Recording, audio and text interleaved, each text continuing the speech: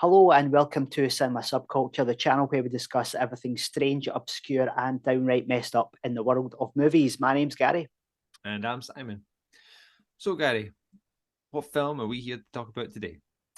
Zombie Holocaust, directed by Marini Girolami. It's a zombie cannibal crossover film made in the wake of the success of Zombie 2. It stars Ian McCulloch, who leads a group to the Caribbean after a series of strange body part thefts are linked to ancient cannibalistic rituals. Okay. So this one's also called Dr. Butcher, MD, I believe, in the States. Medical deviate. Yes. So this is my first time checking this film out, Gary. I probably had heard about Zombie Holocaust before, and the kind of plethora of kind of zombie cannibal, Holocaust films. What about you? How did you come across this, and what were your thoughts on it? Um, I can't remember my first watching of this one. Must have been through the video nasty. Hmm. Through the investigating that. It's a section 3 title. So I can't remember the first time I saw it. I've got the 88 films Blu-ray, so it's probably I think I might have just picked it up on a kind of whim. Mm. Yeah, interesting one. Zombie film, cannibal film. Yeah. Who can say? Yeah, who can say? Yeah, that's what I was gonna say. But yeah, I mean, what's your thoughts Right, on so this? yeah, so a backstory to this one. It's the same producer as Zombie 2, Right. Okay. Fabrizio De Angelis. So off the success of that, they wanted to make another one to cash in on the success of that. And if you want to be critical, you can say they've just basically rehashed the same script again. Hits a lot of the same plot points Yeah. as Zombie 2. I think Ian McCulloch even said it was the same locations. Um, and they basically said, right, that Cannibal Holocaust is quite a hit as well. Let's throw in some cannibals and see what we get. But I definitely say it's not top tier Italian horror exploitation, but I'd put it in a sort of second tier Mm. category. So many things wrong with the film, but I can't help kind of smiling through it. It's just a really kind of fun romp. So I had watched an interview with McCulloch, and I don't know if this is what was the film he was referencing, because he was kind of vague with the amount of different films he'd done and stuff. But was this the one they used? He reckoned they'd even use shots from Zombie, some footage. Was Um, this? I know he yeah, said that they did. possibly. Yeah. Because yeah, that was my first thing when once we got to the island, it was like, this is all very familiar. Like, even just like the driving shots and the truck and stuff like that.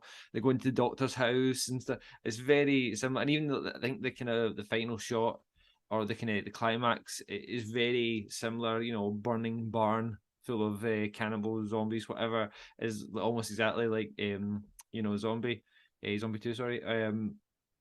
Zombie Flesh Eaters to the UK people. But yeah, I found it quite enjoyable as well. It was like, even like the cannibal stuff felt like second generation, right? It didn't feel as the way that like slasher films, the first few feel quite raw and like quite maybe stark, but as you get into the 80s and stuff like that, they become kind of not mocking themselves immediately, but they get there eventually, and it feels like a watered down kind of candy cane version of the slasher film that Mhm. we kind of got originally. This kind of feels a little bit like that, because even the gore, it's kind of like, yeah, that's definitely just a real animal heart or something, or like intestine, and it's like it doesn't seem to be quite as offensive or as raw or guttural as excuse the pun, but as like Cannibal Holocaust or the Mm. earlier stuff, even Fulci stuff.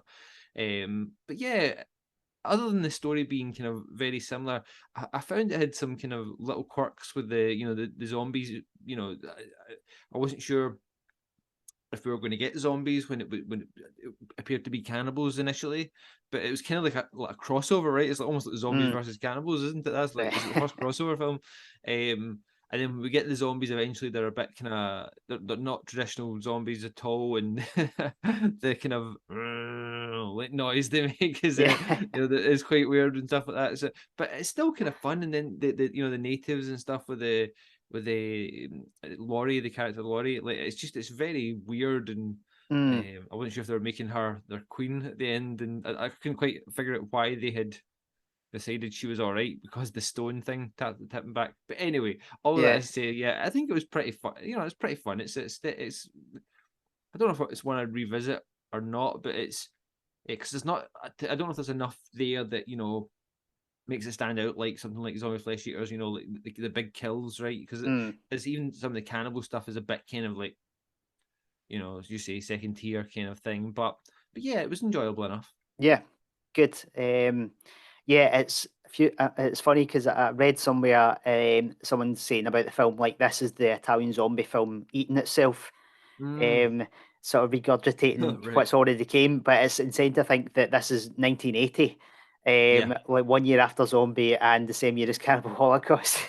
So it's like that took a while to kind of actually happen with the slasher thing. Yeah, Eventually, right. it I never just even became thought of so that. repetitive. Aye. Jeez, that's Yeah. crazy. This is Aye. like, wow, they were on it quick, weren't they? I Aye. suppose it's like because Zombie 2 was, I can't remember the exact dates, but it's pretty close to Dawn of the Dead, isn't it? It's not like they waited Was it very long. 78? Dawn of the Yeah, I Dead? think so. Right, Yeah, aye. yeah. So it was Um, quick in the heels, but but yeah, so you could say it's effectively everything that Zombie Flesh Eaters has, just like a low rent version of that. yeah. Um, Everything's just a bit shitter. The gore's a bit shitter. The music isn't as memorable. Um, the direction's not as strong. It doesn't have any real atmosphere. But it's got a charm to it. I think sort of the strength of it maybe would be the two leads, Ian McCulloch and the female lead whose name will just double Alexandra check. Daly. Alexandra Delacolli. Yeah, I don't know. They play it just with a sort of dedication and a seriousness that just kind of allows it to not descend into total farce. Yeah. So I enjoyed their performances. I think they give it a bit of, they take it seriously, and I think Ian McCulloch's always has got a nice, charming kind of screen presence that I enjoy. But there's I definitely also think he always comes across as like nothing's really that bad. Like, and it's whether it's believable for the character or not. He always seems very British and very restrained about it, right? He's always like kind of like, we'll need to find out what's going on here. yeah. And it's like, dude, like you're being very calm. You're like the cannibals, the zombies, and now the doctor might have betrayed us, and you're like, we really need to find out what's going on here. Yeah. It's like, okay. Yeah. But yeah, the film definitely suffers from a lot of empty scenes with characters just standing around talking. It feels quite stagey. There's definitely a lack of dynamism to cinematography. You tend to get this sort of repetition of something that will happen off screen, some action. All the characters will run over, see what happened, then stand around and talk about it. Yeah. For a bit, that tend to sort of make up kind of the meat of the movie. Yeah, definitely. You have to say about Marini Girolami, he's not putting any particular anything kind of himself on the screen here. There's a definite lack of visual style. It's extremely functional. It seems we're just making it, as quick as you can. I would imagine. So there's definitely no kind of auteurist angle you can dig into with this one, and definitely lacks the sort of dread and the brutality of Cannibal Holocaust and the style and the atmosphere of Zombie 2. So it falls into the kind of second tier on that regard. But I don't know, there's a charm to it. It's got fun dialogue. It's got some fun gore. The scene I actually really like is, when we first get the reveal of the zombies, which I think is actually an effective scene, which could have been probably directed better, but I still think it's quite effective. Because the film's Zombie Holocaust, but for the first half you don't see any zombies. It's all cannibals, and then you have this kind of strange reveal where a zombie kind of walks out of the woods or the forest. Yeah. So I thought I did quite like that scene. It's got a few kind of nice scenes here and there. But yeah, apart from that, it just kind of romps along in a kind of fun manner, and it's not too offensive. I've got to say, I was really kind of surprised when we actually did get zombies. Like, so you're right, Right. that is quite effective, that scene, because at first I thought it was going to be a single zombie that was going. You get an impression that it was kind of commanding the natives almost, or had some sort of power over them or whatever.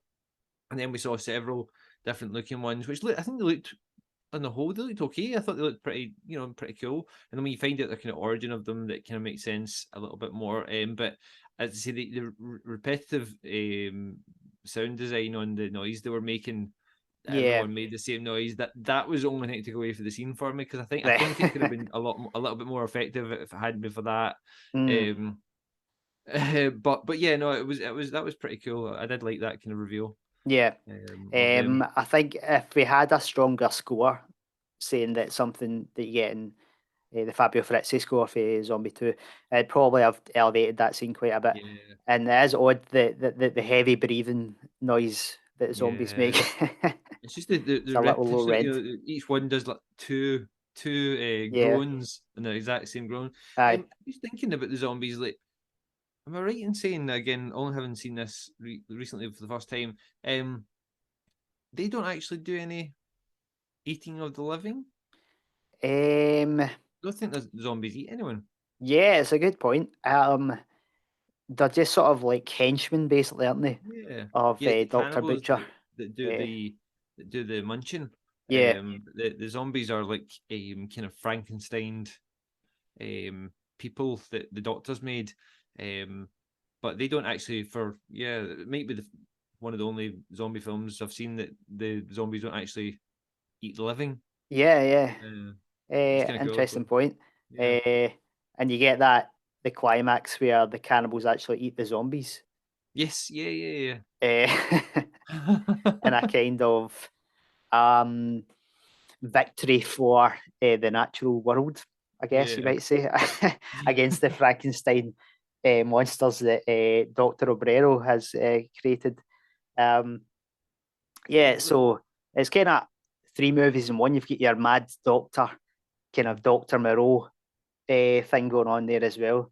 Um, but yeah, I did think the Donald O'Brien, Dr. Obrero performance was quite good.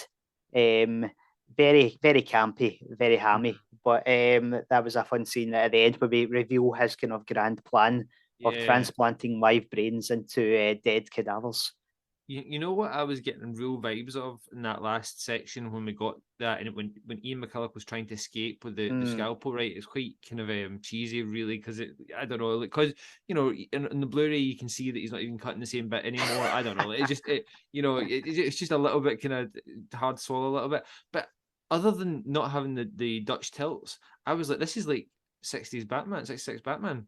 It right, felt like right. at the climax to an episode of the Batman TV show, even to the point where the other henchman, is it Mulatto, um like starts fighting with him, or Right. is it maybe the zombie that comes in because he slits Mulatto's throat, but anyway, like, just the tussle just looked so kind of 60s Batman. It Right, just looked yeah. so kind of, oh, like, this is this meant to be kind of funny here? And the one scene, and he's kind of jumping over the beds, and then they bring him back on, and I don't know, it's like somewhere cross between like the kind of maybe some of the kind of less high budget Hammer films and the 60s Batman series. Yeah, it's a good Um, call. I was thinking James Bond a little bit. yeah, It I gets to that suppose. way at the Yeah, end. The classic, the doctor gives him some sort of shot, and he's like, yeah. "I'll come And it, back for you in the morning." why did he says you'll be asleep in minutes. So Yeah, then he falls asleep, and the guy waits till he's awake again to come back into these yeah, operations. I don't know. I don't know what. I got the impression once he was asleep, that was the operation going to happen. I thought that was pretty dark. Like when he's operating on a is it a Susan? They like open her skull. Yeah, that's kind of his plan. But she's obviously screaming. And he basically pries her mouth open with a tool, and pulls something out, which I thought was a tooth.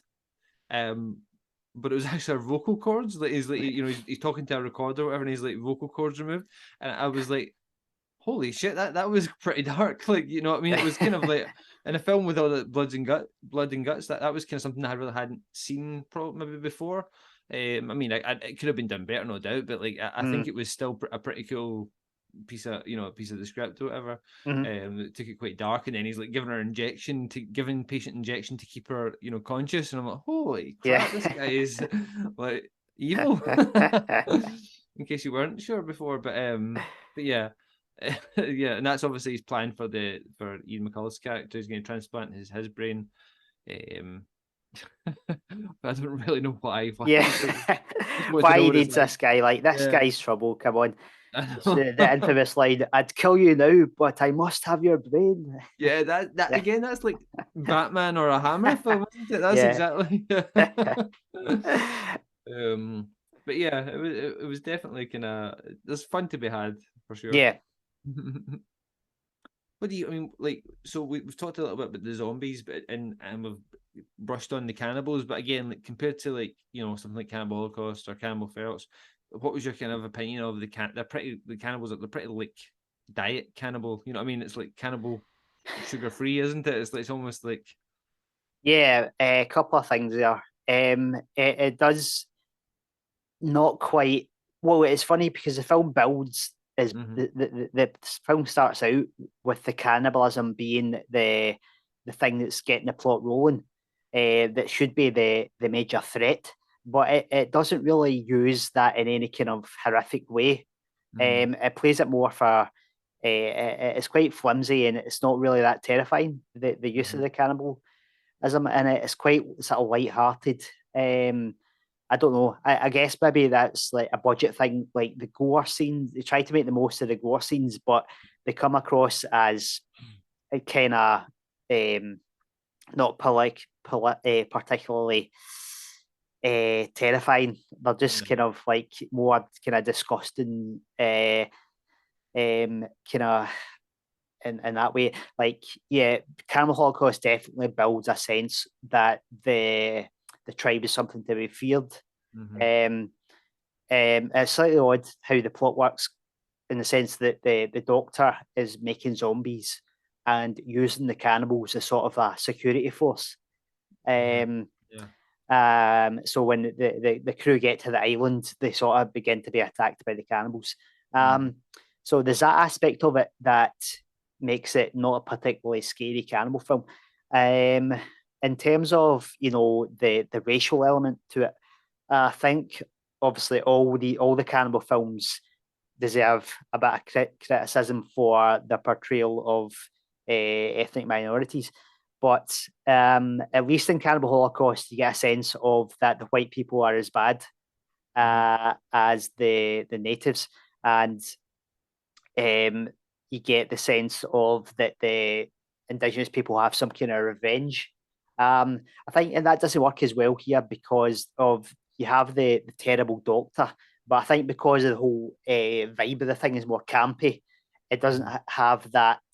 Um, you know, what am I going to say? It doesn't have that. It all seems more frivolous, so therefore the racism is maybe it deserves a bit more critique in this one because it's all played a wee bit for laughs. Mm-hmm. And the natives don't really have any kind of three-dimensional aspects to them. In Cannibal Holocaust, you could say that the natives are the scenes where the white people are doing bad things like smashing up the camp and that, and then you get these scenes where the tribes can reflect on that, and you get a bit of sort of internal kind of um, cognition with the native people, where in this is like that they have no depth to them at all. But so I think it's worth raising that point. But I don't know, all the cannibal films don't do a good job at portraying the indigenous peoples anyway. Yeah. No, yeah. I guess I just feel that they're they're not very intimidating cannibals, but I guess Yeah, that might be partly due to the kind of turnaround that they do, become the kind of heroes really almost at the end. by the time we get to the kind of finale. What's your kind of take on the what they take Laurie and put her on the sacrificial altar, and then they change their mind? Right. Yeah, that's not well developed at all, is it? Oh no. It seems that they've lifted a bit. There's a similar scene to that in Prisoner of the Cannibal God, Sergio Right. Martino cannibal film from a few years earlier. I don't know. Is it some kind of link because she's grown up? She spent time in her childhood there. Maybe. So all that happens is she's on the stone table, which mysteriously starts to become level, and Yeah. then suddenly it's some kind of revelation. I thought maybe they would have discovered she had the tattoo or something. That Yeah, maybe that would have been that better. was Yeah, kind of aye, that was kind of where I was going, given that they'd made such a big deal about the yeah, tattoo, and the fact that she had that knife and things like yeah, that. yeah. Yeah. Yeah, missed the goal there again a wee bit, Yeah. but so the film was wrapped up in the video nasty scandal. So it was originally there was a couple of VHS releases, a couple of pre-cut ones, and an uncut one, as far as I could find out. And it was the film was seized under the Section 3 orders, which was basically just the police would take the tapes on the agreement that the seller was agreeing that it was obscene, but there was no criminal action on top of that. Okay. They just said like, we're taking this, right? Don't sell it anymore. Don't tell anyone. Yeah. That's a cheap Um, rental. yeah. Um, yeah, definitely interesting. Like Ian McCulloch talks about how his sort of astonishment these films are still even talked about. Um, Yeah, uh, and I mean this one, especially given that obviously Zombie 2, such a clear rip off, whatever you want to call it, in certain ways, or cash in at least on the kind of Dawn of the Dead.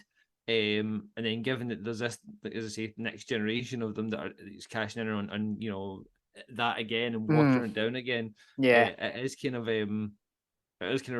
remarkable that they are kind of still cult films and still watched and still kind of aye. held up. But I think this is still remarkably, even though it's such a rip off of a rip off, this is Yeah. still we haven't got dug down the depths No. of the Italian zombie and cannibal films. It gets Yeah. worse. Yeah. This is Oh still kind yeah, of yeah. top tier. Uh-huh. Like once you get to the Zombie 345 and Cannibal Holocaust 2, and it's like, yeah, it gets a lot worse through the 80s, but which is quite remarkable. Seeing how unoriginal this film is. Yeah. But definitely a fun one. Yeah, I agree. Yeah, it was quite enjoyable. Mm. So that'll do it for our discussion of Zombie Holocaust. If you've enjoyed this episode, please make sure to subscribe on YouTube, like the video, and hit the notification bell.